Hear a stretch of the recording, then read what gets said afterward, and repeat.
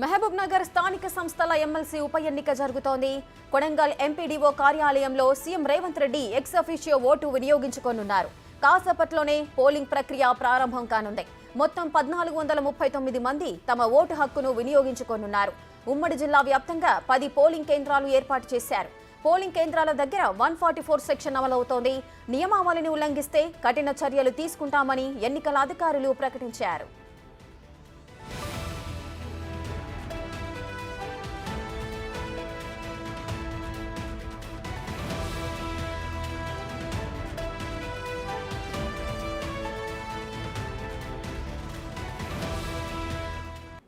ఉమ్మడి జిల్లా వ్యాప్తంగా 10 పోలింగ్ కేంద్రాలను ఏర్పాటు చేశారు. 1439 మంది ఓటర్లలో 888 మంది ఎంపీటీసీలు, 83 మంది జెడ్పీటీసీలు, 449 మంది కౌన్సిలర్లు, 14 మంది ఎమ్మెల్యేలు, 2 ఎంపీలు తమ ఓటు హక్కు వినియోగించుకోనున్నారు.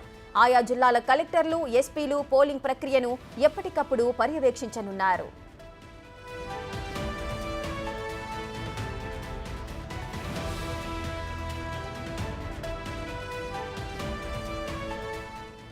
ఎమ్మెల్సీ ఎన్నికలకు సంబంధించిన పూర్తి డీటెయిల్స్ మా ప్రతినిధి శంకర్ అందిస్తారు.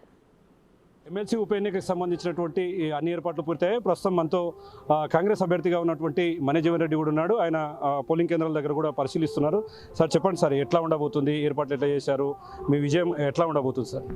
ఏర్పాట్లు ప్రభుత్వ యంత్రాంగం ఏర్పాట్లన్నీ భారీ స్థాయిలో చేశారు. అన్నీ పర్ఫెక్ట్ ఉన్నాయి. దానికి కలెక్టర్ గారికి ధన్యవాదాలు తెలుపుతున్నాను.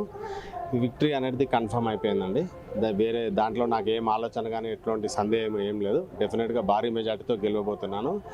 పాలమూరు పురోగతికి ఇది ఫస్ట్ ఎగ్జాంపుల్గా మనం చూడాలి. ఎందుకంటే మన సీఎం గారు వచ్చిన తర్వాత ఇది ఫస్ట్ ఎలక్షన్. పెద్ద మెజార్టీతో మనం గెలిచి మన పాలమూరుని అభివృద్ధి చేసుకునే దిశగా మనం ముందుకు పోతున్నాం. సార్, అంటే వాళ్ళు బీఆర్ఎస్కు సంబంధించిన నాయకులు ఎక్కువ ఉన్నారు, స్థానిక ఓటర్లు ఎక్కువ ఉన్నారు, ఖచ్చితంగా గెలుపు మాదేనని చెప్పి కూడా బీఆర్ఎస్ ధీమా వ్యక్తం చేస్తుంది. దాన్ని ఎట్లా చూస్తారు సార్?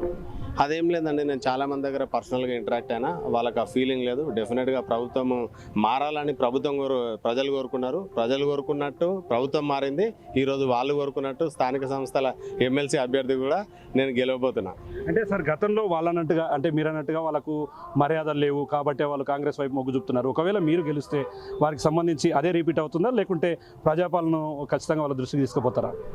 డెఫినెట్గా అండి, స్థానిక సంస్థల ప్రజాప్రతినిధులకు ఈ ప్రభుత్వం పెద్దపీట వేయబోతుంది. మెయిన్గా వాళ్ళ గౌరవాన్ని మేము కాపాడుతాము. ఎట్లయితే 10 సంవత్సరాల కింద వైభవంగా వాళ్ళు ఎట్లయితే వెలిగారో సేమ్ అదే పూర్వ వైభవం మేము వాళ్ళకి తీసుకుపోతున్నాము. వాళ్ళకి డెఫినెట్గా పెద్దపీట ఇస్తాం.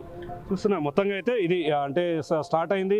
దీనికి సంబంధించి గతంలో ఉన్నటువంటి బీఆర్ఎస్ నాయకులంతా కూడా చాలా మర్యాదలు లేమని చెప్పి దానికోసమే కాంగ్రెస్ వైపు చూస్తున్నామని చెప్పి అన్నారు. దానికి సంబంధించి ఈసారి ఈ స్థానిక సంస్థల ఓటర్లంతా కూడా కాంగ్రెస్ వైపు ఉన్నారు, కాంగ్రెస్కే ఓటేస్తారు. ఖచ్చితంగా నా విజయం దాదాపుగా ఖరారు అయిందని చెప్పి కూడా కాంగ్రెస్ ఎమ్మెల్సీ అభ్యర్థిగా ఉన్నటువంటి జీవన్ రెడ్డి చెప్తున్నటువంటి పరిస్థితి కనిపిస్తుంది. ఇది ఇక్కడ latest update. Camera person Nageshwar, Shankar Goud, big TV, Mahabubnagar నుండి.